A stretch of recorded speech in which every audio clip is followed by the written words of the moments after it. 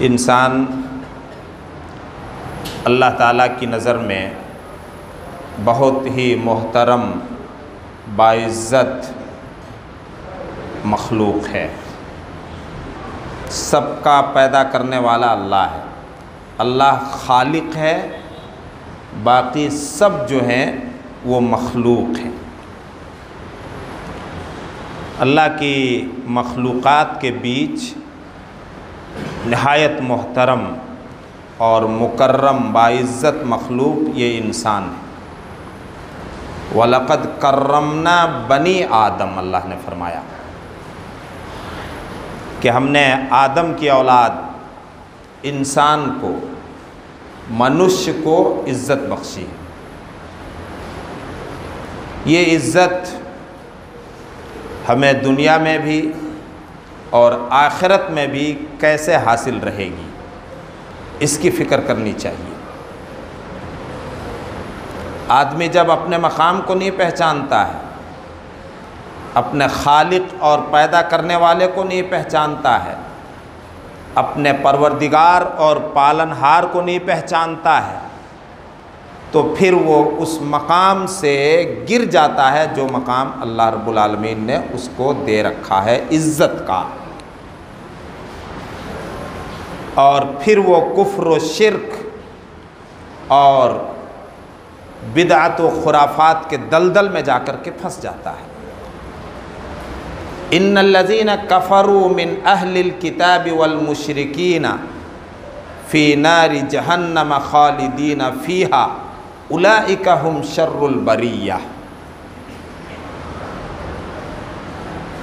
अहले किताब यहूद व नसारा, जिनके बीच अल्लाह ताला ने नबियों को भेजा, जिनके बीच अल्लाह रब्बुल आलमीन ने किताबें उतारी, और मक्का के मुशरिकीन जिनको अल्लाह ताला ने बड़ी इज़्ज़त दी थी पासबाने हरम होने की वजह से, हरम शरीफ के खादिम होने की वजह से, उन्होंने इन मकाम को और इन इज़्ज़तों को जब नहीं पहचाना और कुफ्र व शिर्क में जब पड़ गए, तो अल्लाह ताला ने उनके लिए ख़बर सुनाई कि ये जहन्नमी हैं अपने कुफ्र व शिर्क की वजह से, और ये बदतरीन मखलूक हैं। इंसान होने के बावजूद बदतरीन नहायत बुरी मखलूक हैं। क्यों? क्योंकि उन्होंने अपने खालिक को नहीं पहचाना, अपने पालनहार को नहीं पहचाना, अपने मालिक को नहीं पहचाना, उस रब को नहीं पहचाना जो उसका पैदा करने वाला और उसको इज़्ज़त देने वाला है। इससे क्या पता चला कि जब आदमी कुफ्र व शिर्क में मुब्तला होता है तो अल्लाह की दी हुई इज़्ज़त और अल्लाह के दिए हुए मकाम से वो नीचे उतर जाता है, और फिर अल्लाह की नज़र में वो बदतरीन मखलूक करार पाता है। और इनके मुकाबले में इन्नल्लज़ीना आमनू व आमिलुस्सालिहात, जो लोग ईमान ला करके अच्छे अमल करें, उनके लिए हमेशा हमेश रहने वाले बागात हैं, जन्नतें हैं। और वउलाइका हुम खैरुल बरिया, सबसे बेहतरीन मखलूक हैं। अल्लाह ताला ने सब कुछ पैदा किया, पूरी दुनिया को, जिसमें इंसान भी हैं, जानवर भी हैं, जानदार भी हैं, बेजान भी हैं। उन सब में सबसे अच्छे कौन लोग हैं? जो ईमान लाने के बाद अच्छे कर्म करें, अच्छे काम करें, नेकियों की पाबंदी करें, सब में वो अच्छे हैं, जानदारों में भी और बेजान में भी। इस अच्छे मकाम को पहचानना चाहिए। अभी सूरह कहफ की जो आयतें पढ़ी गई थी खुतबा मसनूना के बाद, उन्हीं अच्छे इंसानों का काम अल्लाह ने बताया है और सिला और बदला भी बताया है। कि जो ईमान लाने के बाद अच्छे अमल करें, अच्छे कर्म करें, अल्लाह ताला उनकी मेहमान नवाजी फरमाएगा फिरदौस के बागों के अंदर। वो फिरदौस जो जन्नत का सबसे आला और ऊंचा मकाम है, जहाँ वो हमेशा रहेंगे और जहाँ पर उन्हें इतनी ऐशो मस्ती और इतना आराम हासिल होगा, इतना लुत्फ़ आएगा, हर पल एक नया मज़ा, हर पल नया लुत्फ़। ला यबगूना अन्हा वाला, कभी वो अपनी जगह को बदलना नहीं चाहेंगे। लेकिन ईमान लाने के बाद ये अमल का सिलसिला, ये नेकियों का सिलसिला किसी ख़ास मौसम से, किसी ख़ास महीने से, किसी ख़ास दिन से, किसी ख़ास रात के साथ ख़ास नहीं है, इल्ला ये कि शरीयत ने बता दिया हो कि ये दिन तुम्हारे लिए बहुत ख़ास है, जैसे जुमे का दिन है, रमज़ान के अय्याम है, ये रात तुम्हारे लिए बहुत इम्पोर्टेंट है, जैसे शब क़दर की रातें हैं जो रमज़ानुल मुबारक के आखिरी अशरे की ताक रातों में आती हैं। लेकिन जहालत की वजह से और इससे भी बढ़कर के ये बात कही जाए कि उम्मत को मिसगाइड करने की वजह से, गलत रहनुमाई करने की वजह से उम्मत के कितने ऐसे अफराद हैं जो शब क़दर नादानी से, भूल से, जहालत से 15 शाबान की रात को समझते हैं। माज़अल्लाह, अल्लाह रब्बुल आलमीन ने साफ फरमा दिया है कि रमज़ान के महीने में हमने कुरान उतारा। सब जानते हैं महीना मुतय्यन है रमज़ान का। फिर रात का जिक्र किया कुरान में 2 जगह, इन्ना अंज़लनाहु फ़ी लैलतिल क़द्र, क़द्र व मंज़िलत वाली रात में कुरान को उतारा। इन्ना अंज़लनाहु फ़ी लैलतिन मुबारका, सूरह दुखान, बाबरकत रात में हमने इस कुरान को उतारा है। अब जब महीने का नाम अल्लाह रब्बुल आलमीन ने खुद ले लिया कुरान उतारने का महीना कि रमज़ान का है, और 2 जगह रात का जिक्र फरमाया, तो वो रात शाबान में आएगी या रमज़ान में आएगी? जाहिर सी बात है रमज़ान में आएगी वो रात। माह शाबान की 15वीं शाबान की रात को, जिसको शब बराअत का नाम देते हैं, ये नाम कुरान और हदीस से साबित नहीं है। अगर कुरान और हदीस से ये नाम साबित हो तो हम 100 बार अमल करने के लिए तैयार हैं। शब बराअत, निजात की रात, छुटकारे की रात, इतना बड़ा नाम और कहीं कुरान और हदीस में नहीं। इसका तज़किरा जो कुरान करीम में आया है मेरे भाइयों और दोस्तों, 15 शाबान की रात के नाम से आया है। इस्लाम ने कोई नाम उसका नहीं दिया है, 15 शाबान की रात बस। और कई हदीसों में उस रात का तज़किरा है।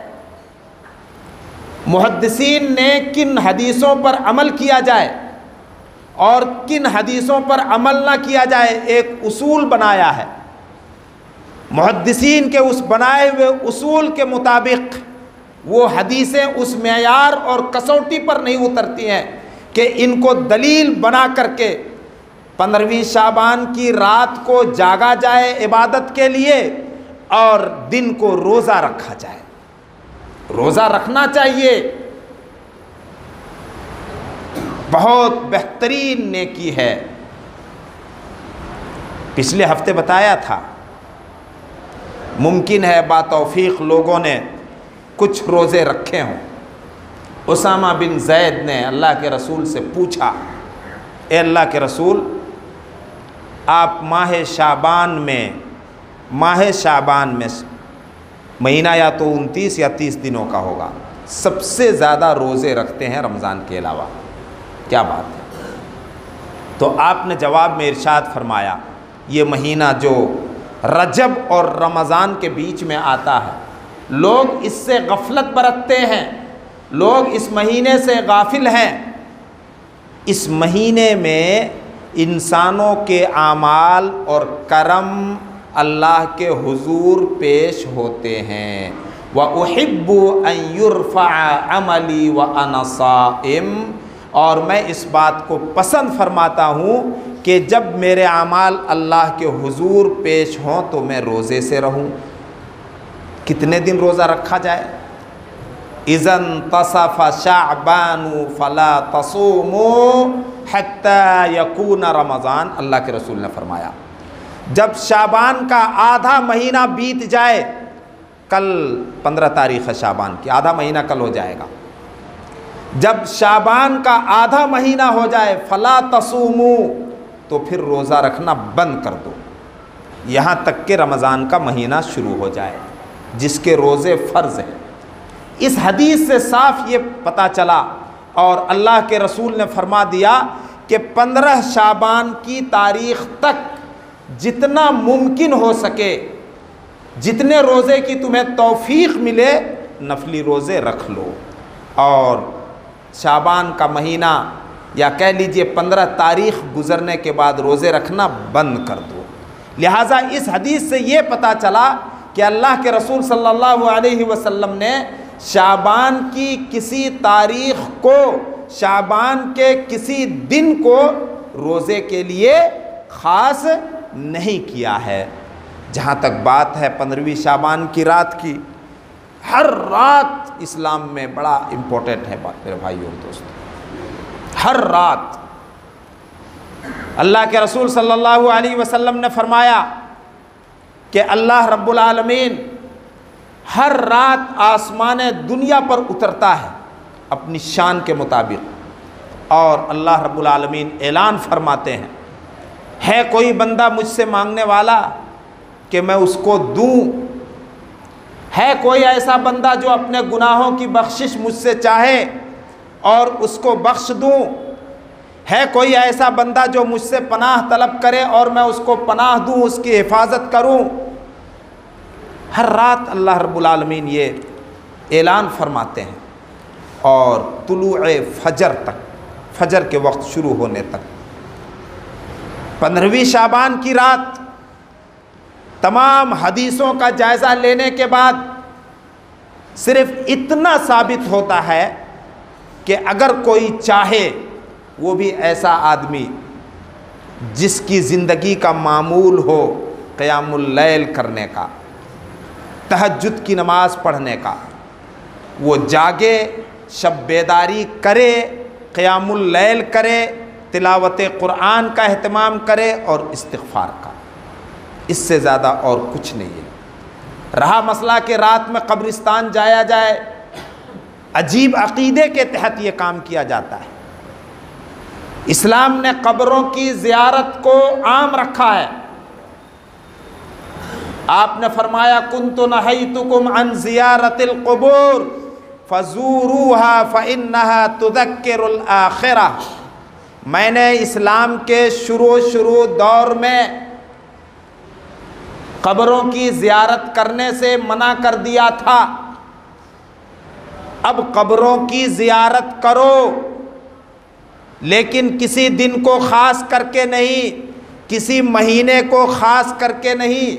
आम तौर पर देखिए जुमेरात को कब्र है, फजर के बाद कब्रिस्तान में कैसी भीड़ होती है। यहाँ कब्रों की ज़ियारत करो, लेकिन ना तो किसी रात को ख़ास करो, ना किसी दिन को ख़ास करो। कब्रों की ज़ियारत से आखिरत और मौत याद आती है, अपनी मौत याद आएगी। आदमी अपनी मौत को जितना ज़्यादा याद करेगा, उतना ही वो इबादत की तरफ राग़िब होगा और इबादत का शौक़ पैदा होगा और गुनाहों से बचेगा। अल्लाह के रसूल ने किसी रात को ख़ास नहीं किया है कब्रों की ज़ियारत के लिए, किसी दिन को ख़ास नहीं किया है। और इस अमल के पीछे ये अक़ीदा रखना और इस अक़ीदे के तहत घरों की सफाई करना अजीब अजीब मज़हका ख़ेज़ अमल हैं कि मुर्दों की रूहें घर आती हैं 15 शाबान को। अजीब बात है। व मिन वराइहिम बरज़खुन इला यौम युबअसून, अल्लाह ताला ने फरमाया सूरह मोमिनून के अंदर कि जो मर चुके उनके पीछे और क़यामत के दिन आने तक एक आड़ और पर्दा है।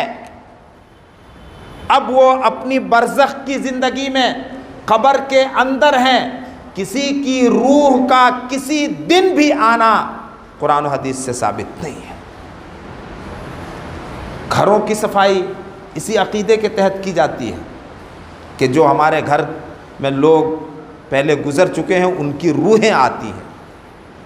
तो क़यामत तक के लिए ऐलान हो चुका है मेरे भाई और दोस्तों कि क़यामत तक के लिए मय्यत के पीछे एक आड़ अल्लाह रब्बुल आलमीन ने कर दिया है। अब वो रूहें नहीं आएंगी इस दुनिया के अंदर इल्ला ये कि इला यौम युबअसून, जिस दिन सब दोबारा ज़िंदा उठाए जाएंगे। इस्लाम ने नेकियों पर उभारा है, उभारा नहीं जोर दिया। तरह तरह से इस पर अल्लाह के रसूल ने कुरान करीम में अल्लाह रब्बुल आलमीन ने इरशाद फरमाया, इन्नल मुत्तक़ीन फ़ी ज़िलालिन व उयूनिन व फ़वाकिह मिम्मा यश्तहून कुलू वशरबू हनीअम बिमा कुन्तुम तअमलून। मुत्तक़ियों से, परहेज़गारों से कल क़यामत के दिन अल्लाह रब्बुल आलमीन फरमाएगा जन्नत के अंदर तुम छाँव में और चश्मों में रहो और मनपसंद मेवे तुम्हारे लिए हैं, खूब ऐशो मस्ती के साथ खाओ और मज़े करो। किस वजह से? बिमा कुन्तुम तामलून, अपने उन नेक कामों के बदले में, अपनी उन नेकियों के बदले में जो तुम दुनिया में किया करते थे। लेकिन नेकियां बर्बाद भी हो जाती हैं। बड़ी सी बड़ी नेकी जिसको बहुत मशक्क़त बर्दाश्त करके अंजाम दिया जाए, पैसे खर्च करके किया जाए, वक्त लगा करके किया जाए, अगर जनाब मुहम्मदुर रसूलुल्लाह सल्लल्लाहु अलैहि वसल्लम की इत्तिबा और आपकी पैरवी में वो नेकी नहीं की गई तो वो नेकी नेकी नहीं है, वो नेकी बर्बाद हो जाएगी, वो बिदअत है। 4 काम ऐसे हैं जिनसे नेकियां बर्बाद होती हैं और वो चारों काम इस उम्मत में किसी न किसी एतबार से अंजाम पा रहे हैं। सोचने का मकाम है। एक तो शिर्क, सूरह अनआम आयत नंबर 88 के अंदर अल्लाह रब्बुल आलमीन ने 18 नबियों का नाम ज़िक्र फरमाया है और उनके तज़किरे के बाद फरमाया वलौ अशरकू लहबिता मा कानू यामलून, अगर ये अम्बिया भी शिर्क कर लेते तो उनके सारे आमाल, उनकी सारी नेकियां बर्बाद हो जाती। लइन अशरकता लयहबतन्न अमलुक, ऐ नबी अगर आपने शिर्क कर लिया तो आपकी सारी नेकियां बर्बाद हो जाएंगी। नबियों के तज़किरे में अल्लाह रब्बुल आलमीन ने ये सब फरमाया है, तो हमारी नेकियां कितनी कमज़ोर, अंबिया किराम की नेकियां कितनी ताकतवर, कितनी अच्छी, तो शिर्क से नेकियां बर्बाद हो जाती हैं। आज कब्रों की ज़ियारत के मौके पर क्या कुछ शिरकिया काम और शिरकिया अमल मुसलमान नहीं करते हैं। अल्लाह ताला फ़ज़ल फ़रमाए, अल्लाह रब्बुल आलमीन अपने हिफ्ज़ व अमान में रखे सारी उम्मत को और शिरकिया अमल से बचाए। शिर्क एक और काम को कहा गया है जो हम सब में किसी न किसी एतबार से पाया जाता है, वो है दिखावा। वो दिखावा है। अल्लाह के रसूल ने एक मौके पर फरमाया सबसे खौफनाक चीज़ जिसका अंदेशा और डर तुम्हारे बारे में मुझको है वो है शिर्क असग़र। और वो शिर्क असग़र क्या है? दिखावा। दिखावे की नेकियां बर्बाद हो जाएंगी। आज दिखावा, रियाकारी का मरज हमारे दिलों में घुन के कीड़े की तरह बैठ चुका है। मेरे भाई और दोस्तों, नीयतों को खालिस करके इबादत करो, तब नेकियां काबिल कबूल होंगी। और तीसरा काम, तीसरा गुनाह कह लीजिए जिससे नेकियां बर्बाद होती हैं, वो है बिदअत। बिदअत, शैतान आम गुनाहों से उतना खुश नहीं होता है जितना खुश शैतान बिदअत से होता है। शैतान को बिदअत से बड़ी खुशी होती है जब एक मुसलमान बिदअत करता है, क्योंकि करने वाला ये समझता है कि हम दीन का काम कर रहे हैं, हालांकि वो दीन का काम नहीं है। करने वाला सोचता है कि हम सवाब का काम कर रहे हैं, हालांकि वो सवाब का काम नहीं है। करने वाला ये सोचता है कि हम रसूलुल्लाह सल्लल्लाहु अलैहि वसल्लम की इत्तिबा और पैरवी में कर रहे हैं, हालांकि वो रसूल की इत्तिबा और पैरवी नहीं बल्कि नाफरमानी है। मन अमिला अमलन लैसा फीहि अमरुना फहुवा रद्द। जिसने कोई ऐसा काम किया जिसके बारे में मेरा कोई हुक्म नहीं, मेरा कोई इरशाद नहीं, मेरा कोई फरमान नहीं, फहुवा रद्द, वो अल्लाह के यहाँ नाकाबिल कबूल है, रिजेक्ट है। अल्लाह के रसूल सल्लल्लाहु अलैहि वसल्लम ने ये फरमाया। चौथा काम, चौथा गुनाह जिससे नेकी बर्बाद हो जाती है, या अय्युहल्लज़ीना आमनू ला तरफ़ऊ अस्वातकुम फ़ौक़ सौतिन नबिय्यि वला तजहरू लहू बिलक़ौली कजहरी बादिकुम लिबादिन अन तहबत आमालुकुम व अंतुम ला तशऊरून। रसूल की शान में किसी भी किस्म की बेअदबी और गुस्ताखी करना,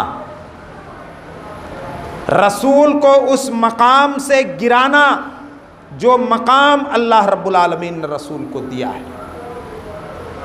उस मकाम से ऊपर भी नहीं उठाना है जो मकाम अल्लाह ताला ने रसूलों को दिया है। जिन कौमों ने रसूलों के मकाम को उठाया, उन्होंने रसूलों को माबूद और इलाह बना लिया। क्रिश्चियंस इसीलिए गुमराह हुए, यहूद इसीलिए गुमराह हुए कि उज़ैर को अल्लाह का बेटा करार दिया। मकाम बढ़ाया, बढ़ा भी नहीं सकते, घटा भी नहीं सकते। अल्लाह ने एक मकाम दिया है। ऐ ईमान वालो, जब तुम बैठे हो, तुम्हारे पास रसूल मौजूद हो और तुम आपस में दो आदमी बात कर रहे हो, तो ऊंची आवाज़ में बात ना करो, ये रसूल की शान में बेअदबी होगी। कोई बड़ा मौजूद हो और दो छोटे बात करते हैं तो तमीज़ से करते हैं कि नहीं करते हैं? धीमी आवाज़ में करते हैं। रसूल तुम्हारे पास मौजूद हो और तुम बात कर रहे हो आपस में दूसरे भाई से, तो फिर आवाज़ को बुलंद ना करना। और रसूल से अगर बराह रास्त बात कर रहे हो तो रसूल की आवाज़ से बुलंद अपनी आवाज़ को हरगिज़ नहीं करना, ऊंची ना करना जैसे आपस में कर लेते हो। अन्तहबत आमालुकुम, कहीं ऐसा ना हो कि तुम्हारी नेकियां बर्बाद हो जाएं। सहाबा को ये कहा था अल्लाह के रसूल, अल्लाह ताला ने सहाबा से ये फरमाया, कहीं ऐसा ना हो कि रसूल की शान में बेअदबी हो, गुस्ताखी हो और तुम्हारी नेकियां बर्बाद हो जाएं और तुम्हें पता भी ना चले। तो ये 4 गुनाह हैं ऐसे जिनसे बड़ी सी बड़ी नेकी बर्बाद हो जाएगी। शिर्क, दिखावा, बिदअत, रसूल की शान में किसी किस्म की बेअदबी और गुस्ताखी करना। अल्लाह रब्बुल आलमीन सबको सही समझ अता फरमाए। अल्लाह ताला किताब व सुन्नत को आम कर दे। अल्लाह रब्बुल आलमीन सारे मुसलमानों को रसूल की सुन्नतों की इत्तिबा की तौफीक दे। अल्लाह ताला मुसलमानों के बीच इल्म दीन को आम कर दे। अल्लाह रब्बुल आलमीन पूरी दुनिया में अमन व अमान को कायम फरमा। या रब्बल आलमीन जो अमन व शांति को भंग करते हैं किसी भी एतबार से, वो जो मक्कारियाँ करते हैं, चालबाजियाँ करते हैं, या रब्बल आलमीन सब कुछ तू देख रहा है। उनकी मक्कारियों और चालबाजियों को उन्हीं पर तू पलट दे। तेरी ज़ात खैरुल माकिरीन, बेहतरीन मकर और चालबाजी करने वाली है। या रब्बल आलमीन हम सब की मदद फरमा। या रब्बल आलमीन हम में जो बीमार हैं उनको तू शिफा अता फरमा। जो परेशान हाल या किसी किस्म की मुसीबत में मुब्तला हैं उनको तू उनकी परेशानी और मुसीबत से निजात दे। यकीनन तू ही निजात देने वाला है और हर तरह से हमारी हिफाजत फरमा। यकीनन तू ही हमारा मुहाफ़िज़ है। बारकल्लाहु लना व लकुम फ़िल क़ुरआनिल हकीम व नफ़अना व इय्याकुम बिल आयाति व ज़िक्रिल हकीम। इन्नहु तआला जव्वादुन करीमुम मलिकुम बर्रऊफ़ुर रहीम।